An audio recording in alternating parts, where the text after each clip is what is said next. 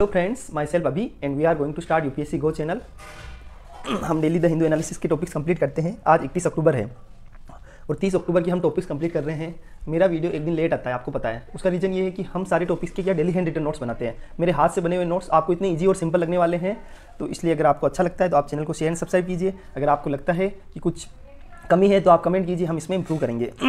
वैसे कल के टॉपिक में न्यूज़पेपर में बहुत कम टॉपिक इंपॉर्टेंट थे।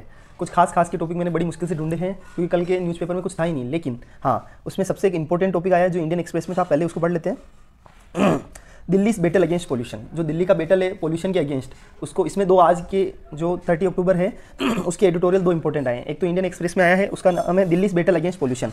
तो सबसे पहले पोल्यूशन के अगेंस्ट पढ़ लेते हैं कि दिल्ली का जो बैटल अगेंस्ट पोल्यूशन, तो दिल्ली में किस कारणों से पोल्यूशन होता है, उसके लिए गवर्नमेंट ने क्या इनिशिएटिव लिए हैं और उसके लिए और क्या सॉल्यूशंस हो सकते हैं, ये सारी चीज़ें। तो सबसे पहले in Delhi someday air quality index crosses 300 and little hits 500। आपको पता ही है, अपन ने थोड़े दिन पहले पढ़ा है कि एयर क्वालिटी इंडेक्स उसके अंदर वेरी सीवर होता है, जो उसका मतलब क्या होता है कि 450 से ऊपर, 400 से ऊपर। तो उसके अंदर सारे टॉपिक्स हमने ऑलरेडी, जो एयर क्वालिटी इंडेक्स है उसको भी मैं देख लूँगा, आपको बता दूंगा कि उसमें क्या सिस्टम रहता है। लेकिन पहले हम क्या पढ़ेंगे कि दिल्ली के पोल्यूशन को एक बार समझ लेते हैं। पोल्यूशन रीजन्स इन दिल्ली, सबसे पहले स्टबल बर्निंग। आपको भी पता है स्टबल बर्निंग यानी जो पराली जलाते हैं, कहाँ पे, पंजाब और हरियाणा में। और वहाँ क्या वाइंड का डायरेक्शन किस साइड में रहता है, नॉर्थ, मतलब जो दिल्ली की साइड में जब हवा का डायरेक्शन रहता है, ठीक है, तो हवा का डायरेक्शन जब इस साइड में होता है तो उसके कारण हवा उड़ के स्टबल बर्निंग जो जलाते हैं पराली, उसका पोल्यूशन कहाँ जाता है, दिल्ली के अंदर।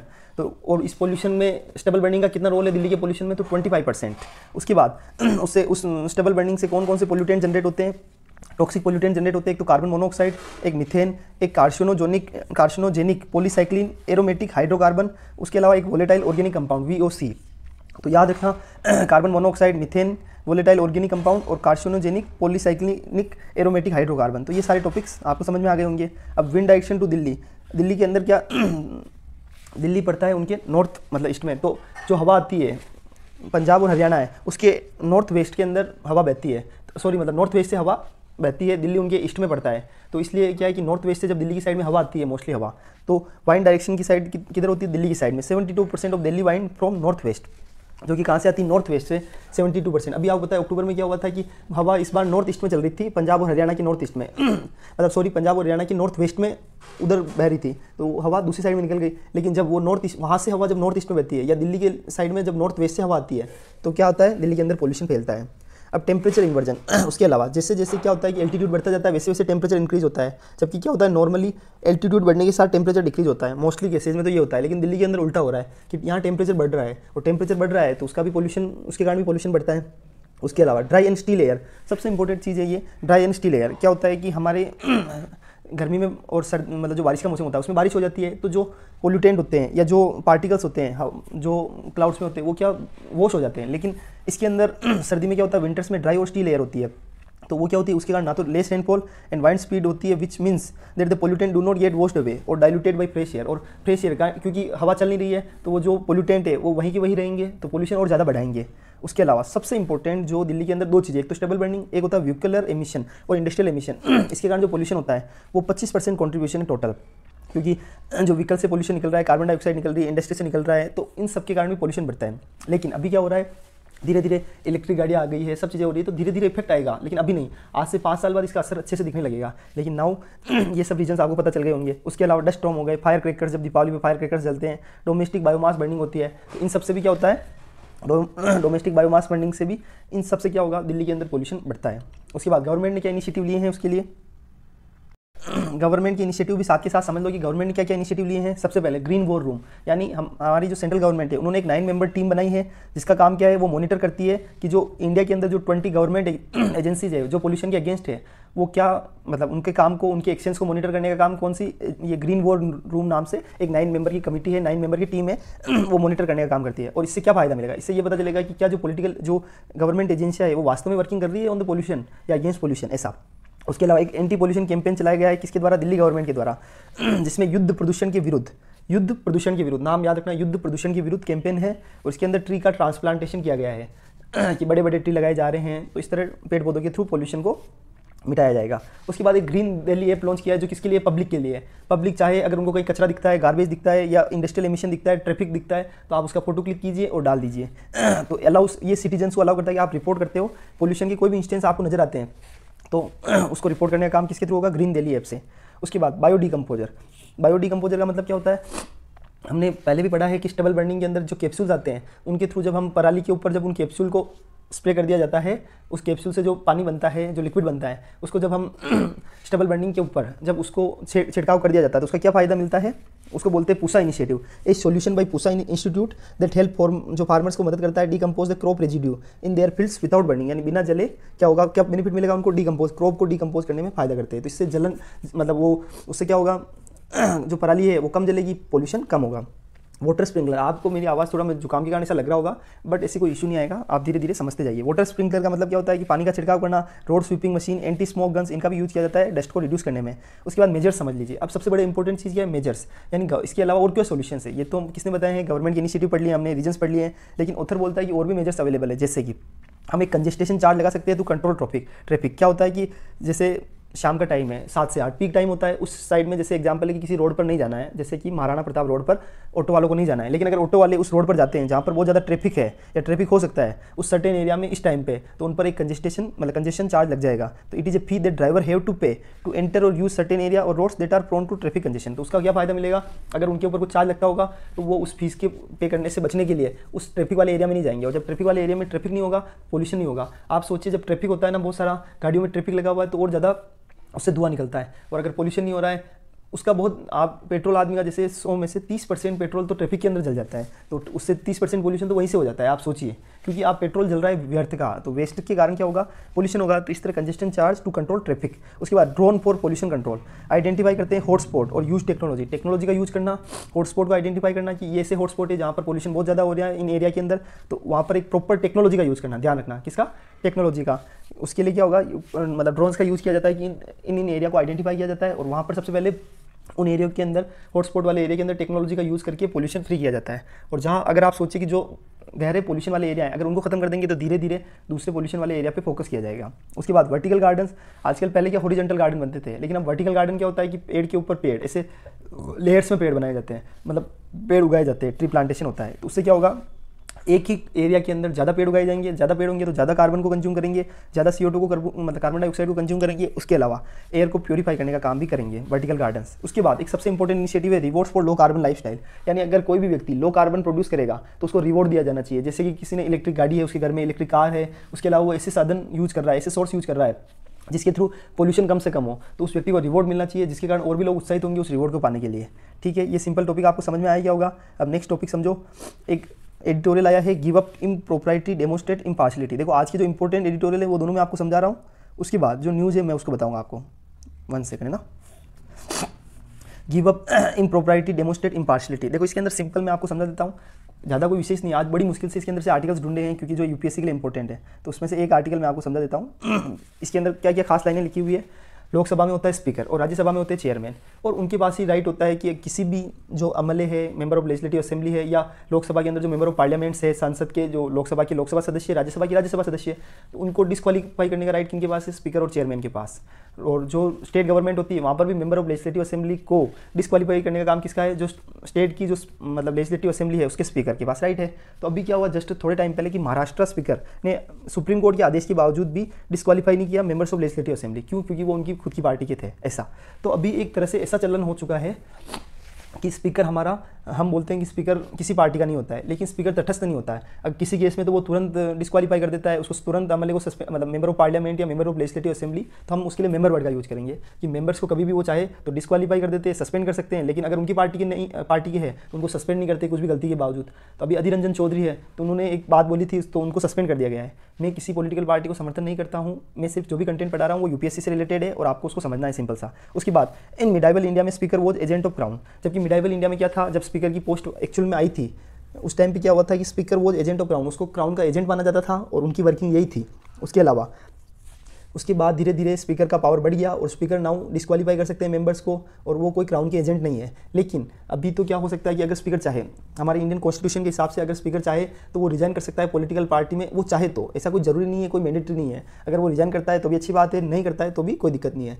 जबकि यूनाइटेड किंगडम जो ब्रिटेन से जहाँ हमने स्पीकर का पद लिया है वहाँ पर क्या सिस्टम है, वहाँ पर एक सिस्टम है कि वहाँ पर जो स्पीकर है उसको तुरंत जैसे स्पीकर बनने से पहले उसको पॉलिटिकल पार्टी से रिजाइन करना होगा ताकि वो तटस्थ रहकर काम कर सकें ऐसा। लेकिन ऐसा इंडिया में प्रोविजन नहीं है, मैंडेटरी प्रोविजन नहीं है। तो ऑथर बोलता है कि यहाँ पर भी हमें मैंडेटरी प्रोविजन करना होगा, तभी जाके स्पीकर अपनी वर्किंग को पूरी निष्पक्षता और ईमानदारी से करेंगे, तभी आने वाले भविष्य के लिए, फ्यूचर के लिए ये सही होगा। उसके बाद misuse of powers for disqualification by speakers.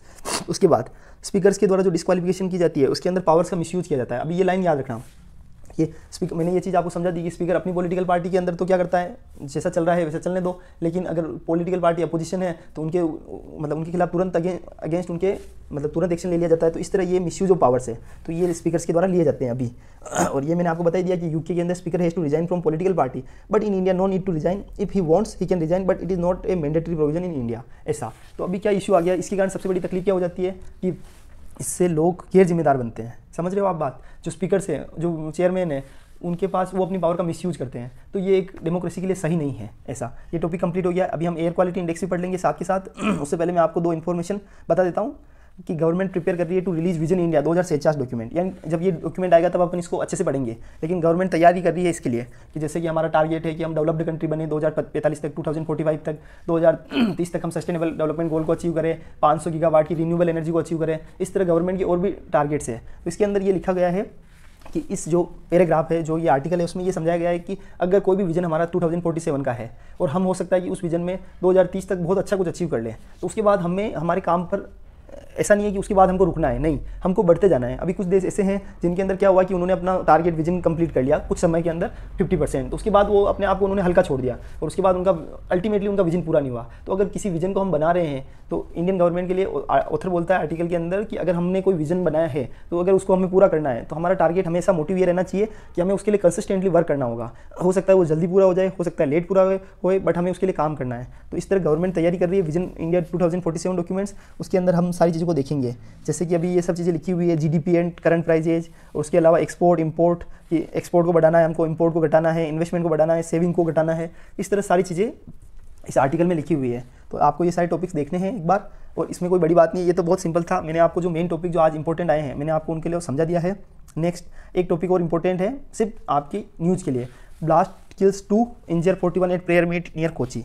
तो एक क्या होती है कि जैसे कि एक मतलब जो क्रिश्चियन कम्युनिटी है उसके अंदर भी दो टाइप की कम्युनिटी होती है। एक तो जो क्रिश्चियंस होते हैं जो हमको सबको पता है, उसके अलावा एक होते हैं जेहोवाह। ध्यान रखना, जेहोवाह क्रिश्चियन होते हैं, उनका क्या होता है कि वो बाइबल को मानते नहीं है। उसके अलावा वो उनकी एक स्पेशल मतलब वो है तो क्रिश्चियन पर वो दूसरे उनके भगवान को मानते हैं। तो उसमें क्या दिक्कत है, उसके कारण इस कम्युनिटी में आपस में मुठभेड़ हो जाती है। तो अभी एक ब्लास्ट हुआ है जिसके अंदर 2 की मृत्यु हो गई है और 41 घायल हो गए हैं at prayer meet near Kochi के आसपास। तो ऐसा हुआ है। तो और ये कन्वेंशन है जोहावीस विटनेस नाम से कन्वेंशन है। याद रखना क्या नाम है कन्वेंशन का, कन्वेंशन ऑफ जोहावीस विटनेस। तो जो ये कन्वेंशन है जहाँ पर ये प्रेयर हो रही थी वो कहाँ पे है, वो कोची के पास में। बस इतना सा है आर्टिकल, उसके अलावा इसमें कुछ काम का नहीं है। अब हम एक एयर क्वालिटी इंडेक्स पढ़ लेते हैं। तो अभी हमको क्या पढ़ना है, एयर क्वालिटी इंडेक्स। ठीक है, एयर क्वालिटी इंडेक्स के अंदर हमको क्या समझना है कि उसके अंदर कैसे उसको मेजर किया जाता है। तो उसके लिए 8 पोल्यूटेंट्स के थ्रू उसको मेजर किया जाता है। सबसे पहला पोल्यूटेंट क्या है, पार्टिकुलेट मैटर 2.5, पार्टिकुलेट मैटर 10, उसके बाद 2.5 और 10 हो गया nitrogen dioxide, sulphur dioxide, carbon monoxide, ozone, ammonia और लीड। ये 8 पोल्यूटेंट होते हैं। लेकिन उसमें सबसे चीज़ ध्यान रखना, कार्बन डाइऑक्साइड भी नहीं होती है, मीथेन भी नहीं होती है, उन पोल्यूटेंट जिसके थ्रू एयर क्वालिटी इंडेक्स को मेजर किया जाता है। तो 8 पोल्यूटेंट कौन कौन से हैं, PM10, PM2.5, उसके बाद nitrogen dioxide, sulphur dioxide, carbon monoxide, उसके अलावा ओजोन, अमोनिया, लीड। याद रखना मीथेन और कार्बन डाइऑक्साइड नहीं होते हैं। ये चीज़ मैं वापस बोल रहा हूँ आपको क्योंकि ये बहुत इंपॉर्टेंट चीज़ है। इन 8 पोल्यूटेंट के थ्रू क्या होता है, एयर क्वालिटी इंडेक्स को मेजर किया जाता है। उसके अंदर हेल्थ इंपैक्ट देखा जाता है। सबसे पहले अगर 0 से 50 का स्कोर है एयर क्वालिटी इंडेक्स का, तो उसके अंदर मिनिमम इंपैक्ट होगा सोसाइटी पे, समाज पे, किसी पर भी। लेकिन अगर 51 से 100 है तो जो मतलब माइनर बिल्कुल छोटा सा श्वसन डिसीज हो सकता है किसको, वो भी सेंसिटिव लोगों को। उसके बाद 101 से 201 का जो स्कोर होता है उसको बोलते हैं मॉडरेटली पोल्यूटेड। उसके अंदर लंग डिसीज जो पेशेंट होते हैं उनको इश्यू हो सकता है उसके कारण। अब पुअर का मतलब होता है 201 से 300, जिसके अंदर ब्रीथिंग डिस्कम्फर्ट हो सकती है। किसको, हार्ट डिसीज जो पेशेंट होते हैं उनको ब्रीथ का इशू, श्वास लेने का इशू हो सकता है। उसके बाद 301 से 400 ये इंपॉर्टेंट है।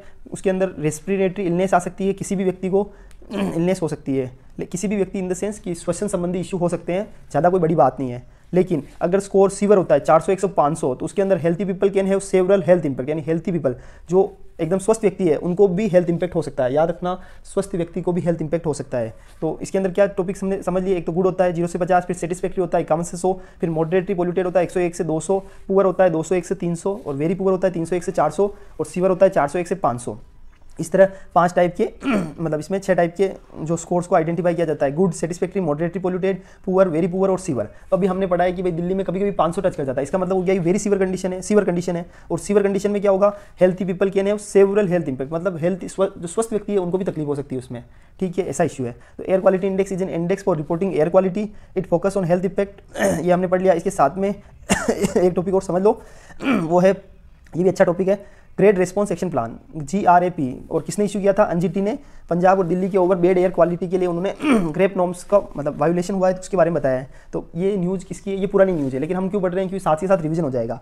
तो ग्रेड रेस्पॉन्स एक्शन प्लान क्या है, तो ये सेट ऑफ इमरजेंसी मेजर्स है जो जिसका उद्देश्य क्या है, that kick in to prevent further deterioration of air quality, कि जो एयर क्वालिटी ऑलरेडी डिटोरेट हो चुकी है उसकी चिंता नहीं है, लेकिन इससे ज़्यादा डिटोरेट नहीं होनी चाहिए, उसके लिए इमरजेंसी मेजर्स का एक सेट लाया गया है जिसको बोलते हैं grade response action plan. It reached threshold in the Delhi NCR region, जब उसके अंदर एक लिमिट हो गई है पूरी, उससे ज़्यादा सिचुएशन खराब नहीं होनी चाहिए, उसके लिए जो इमरजेंसी मेजर्स अपनाए जाते हैं उसको बोला जाता है ग्रेड रेस्पॉन्स एक्शन प्लान। इसको सुप्रीम कोर्ट ने अप्रूव किया था 2016 में M C Mehta versus union of India वाला केस के अंदर, और 2017 में सुप्रीम कोर्ट इसको नोटिफाई कर दिया गया था। और 2020 तक सुप्रीम कोर्ट के द्वारा एक बॉडी बनाई गई थी, अपॉइंटेड एनवायरमेंट पोल्यूशन अथॉरिटी, नाम याद रखना, एनवायरमेंट पोल्यूशन अथॉरिटी। वो क्या करती थी, स्टेट्स को ऑर्डर करती थी कि आप ग्रेप को इंप्लीमेंट करो। लेकिन उसके बाद 2021 से मतलब 2020 में एक बॉडी को रिप्लेस कर दिया गया, इसको किसके थ्रू, एक commission for air quality management यानी CAQM, commission for air quality management नाम से जो बॉडी है उसके थ्रू इसको रिप्लेस कर दिया गया। 2021 से ये वर्किंग कर रही है और इंप्लीमेंट कर रही है ग्रेप रोल्स को, जो ग्रेड रेस्पॉन्स एक्शन प्लान को। उसके अंदर क्या होता है कि CAQM रिलाई करती है एयर क्वालिटी पे, और जो मेट्रोलॉजिकल डेटा होता है किसके द्वारा, Indian institute of tropical metrology और इंडियन मेट्रोलॉजिकल डिपार्टमेंट के द्वारा जो डेटा दिया जाता है उस पर वो ट्रस्ट करते हैं। अब इसमें 4 स्टेजेज होती है, स्टेज 1, 2, 3, 4। 1 के अंदर क्या होता है, पुअर एयर क्वालिटी, जिसका मतलब होता है 201 से 300, उसके ऊपर कंट्रोल किया जाता है। ओवर एज्ड व्हीकल, जो बहुत पुराने व्हीकल होता है उस पर कंट्रोल किया जाता है। जैसे दिल्ली NCR है, अगर पोल्यूशन इतना बढ़ गया है तो उस टाइम पे क्या होगा कि मतलब जैसे बहुत ज़्यादा इमरजेंसी मेजर्स को लगाने की जरूरत है, तो उस टाइम पे क्या किया जाएगा, जो ओल्ड व्हीकल है, ओवर एज्ड व्हीकल है, उन पर कंट्रोल किया जाएगा। स्टेज 1, अगर एयर क्वालिटी 201 से 300 है, अगर 300 से बढ़ जाती है एयर क्वालिटी तो उस टाइम पे स्टेज 2 को अप्लाई किया जाएगा, उसमें डीजल जनरेटर का उसका ऑपरेशन रेगुलेट किया जाएगा। उसके बाद तीसरा सुनना, स्टेज 3 के अंदर और स्टेज 4 में सीवरी है, लेकिन एक तो 401 से 500 होता है, उसको डिवाइड कर दिया गया है 401 से 450, एक 450 से ऊपर। उसके अंदर क्या जाता है, BS3 के जो पेट्रोल और BS4 के जो डीजल व्हीकल है 4 व्हीलर, उन पर रेस्ट्रिक्शन लगाया जाता है दिल्ली के अंदर सर्टेन एरिया में कि आप इस एरिया में नहीं जा सकते। अगर 450 से भी अगर स्कोर बढ़ जाता है एयर क्वालिटी इंडेक्स का, तो उसमें दिल्ली के बाहर के सारे व्हीकल्स को डिसअलाउ कर दिया जाता है कि आप दिल्ली में आ ही नहीं सकते, एक्सेप्ट इलेक्ट्रिक व्हीकल आ सकते हैं या फिर CNG वाले जो व्हीकल है वो आ सकते हैं, बाकी दिल्ली के outside vehicles are not allowed. क्योंकि आप सोचिए ऑलरेडी इतना पोल्यूशन हो रहा है, मोर देन 450, मतलब स्वस्थ व्यक्ति भी उसमें बीमार हो सकता है, तो उस केस में तो कंट्रोल करना ही पड़ेगा। तो ये सब क्या इमरजेंसी मेजर है, ग्रेड रेस्पॉन्स एक्शन प्लान। तो 1 में थोड़ा सा रिस्ट्रिक्शन डाला जाता है, 2 में और ज़्यादा, फिर 3 में और ज़्यादा, 4 में और ज़्यादा, क्योंकि धीरे धीरे एयर क्वालिटी इंडेक्स के अंदर जो स्कोर है जैसे जैसे बढ़ेगा वैसे वैसे इमरजेंसी मेजर्स को अपनाया जाएगा। ये आपको समझ में आई क्या होगा एयर क्वालिटी इंडेक्स की। वापस एक बार पोल्यूटेंट का नाम सुन लो, lead, ammonia, ozone, carbon monoxide, sulphur dioxide, nitrogen dioxide, PM10, PM2.5। Carbon dioxide और मीथेन नहीं है इसके अंदर, इन पोल्यूटेंट्स में, नाम याद रखना है आपको, ठीक है ना। आज के टॉपिक कंप्लीट हो गए हैं, मतलब ये 30 अक्टूबर वाले टॉपिक सारे कंप्लीट हो गए हैं। और आप एक चीज़ समझिए, आज थोड़ा सा क्लास भी 15 से 17 मिनट की होगी, और इसके कारण क्या होगा, आपको लगेगा छोटी क्लास है, बट एक्चुअली कुछ आया नहीं है तो कैसे छोटी होगी। और हमारे यूट्यूब पे जो वीडियो अवेलेबल होती है, कोई जैसे 40 मिनट की 60 मिनट की वीडियो अवेलेबल है, तो हमारे वहाँ वो सीधे 30 मिनट की हो जाती है। आप किसी भी न्यूज़ चैनल से कंपेयर कर लो। रीज़न ये हो जाता है क्योंकि हमारे एक तो शॉर्ट नोट्स है, सिंपल नोट्स है, ईजी नोट्स है और एक्सप्लेनेटिव नोट्स है। शॉर्ट इन द सेंस है तो नोट्स डिटेल्ड एक्सप्लेनेटिव, बट वो किसमें है, ईजी और सिंपल लैंग्वेज में, तो वो जल्दी से टॉपिक कंप्लीट हो जाता है। बाकी हमारे यहाँ दूसरी चीज़ें, दूसरे आप यूट्यूब चैनल्स पे क्या अवेलेबल होगा, दूसरी चीज़ चैनल्स पे क्या होता है कि उसके अंदर मतलब डायरेक्ट न्यूज़पेपर से पढ़ाया जाता है। हम भी न्यूज़पेपर का कंटेंट उठा रहे हैं, लेकिन साथ ही साथ मेरे डेली हैंड रिटन नोट्स है, जिसके कारण ये थोड़ा सा इजी और सिंपल हो जाता है। आपको अच्छा लगता है तो आप चैनल को शेयर एंड सब्सक्राइब कीजिए, और थैंक यू सो मच। अगर आपको लगता है कुछ कमी है तो आप मतलब इसमें कमेंट कीजिए। मैं साथ में टेलीग्राम का लिंक भी दे दूँगा, आप उस लिंक का भी यूज़ करके टेलीग्राम चैनल को में जुड़ जाइए, वहाँ आपको PDF भी अवेलेबल हो जाएगी। Thank you so much. जय हिंद, जय भारत, भारत माता की जय।